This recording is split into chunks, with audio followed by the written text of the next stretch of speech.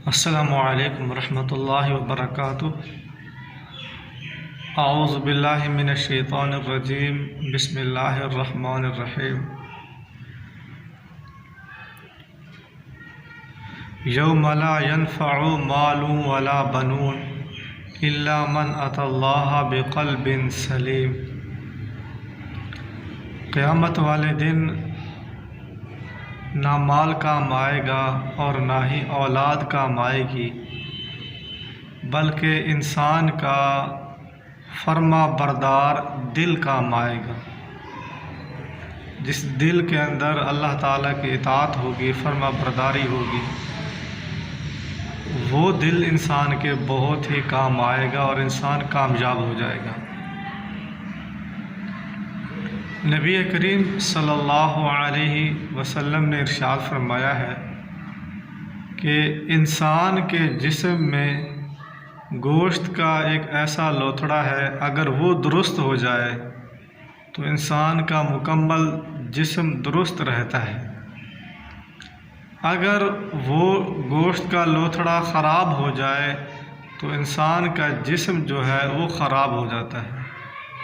آگاہ ہو جاؤ، وہ دل ہے۔ تو انسان اپنے دل کی اصلاح کرے، اس کو محفوظ رکھے، گناہوں سے محفوظ رکھے۔ نبی پاک صلی اللہ علیہ وسلم ایک دعا کیا کرتے تھے، یا مقلب القلوب ثبت قلبی علی دینک۔ اے دلوں کو پھیرنے والے، میرے دل کو ثابت رکھ اپنے دین پر۔ یہ دعا بار بار کرنی چاہیے، یا مقلب القلوب ثبت قلبی علی دینک۔ اور اسی طرح اللہ تبارک و تعالی نے قرآن مجید میں ارشاد فرمایا ہے، ان اللہ لا یغیر ما بقوم حتی یغیروا ما بانفسہم۔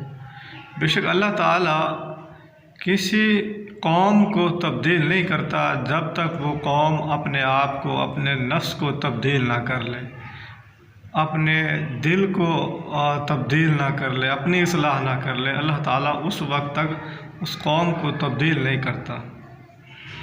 تو ان احادیث سے اور آیات مبارکہ سے یہ چیز واضح ہو جاتی ہے، دل کی اصلاح جو ہے یہ بہت ہی اہم ترین اصلاح ہے۔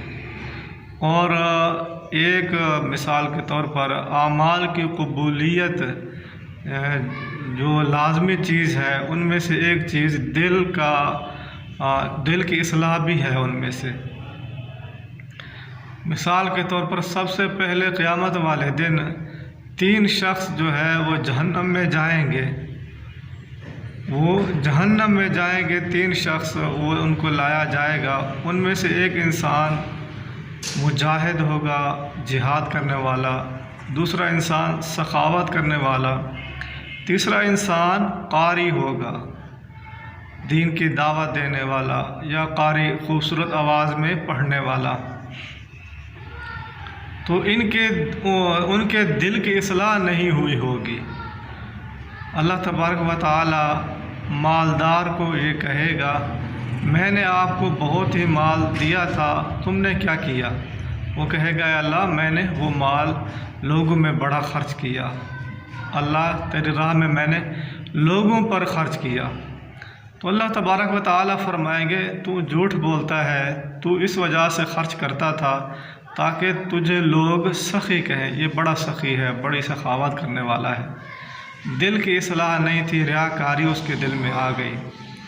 اسی طرح مجاہد کا بھی یہی حال ہوگا، اللہ تعالیٰ اس سے بھی پوچھے گا، تو وہ کہے گا، اللہ میں نے تیری راہ میں جہاد کیا، اپنی جان قربان کر دی۔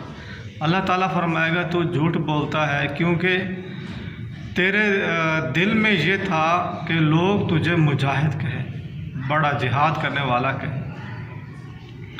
اور یہی حال جو ہے قاری کا ہوگا، جو قرآن کو خوبصورت پڑھتا ہے لیکن دل میں ریاکاری کہ لوگ مجھے بڑا قاری کہیں، میری واہ واہ ہو۔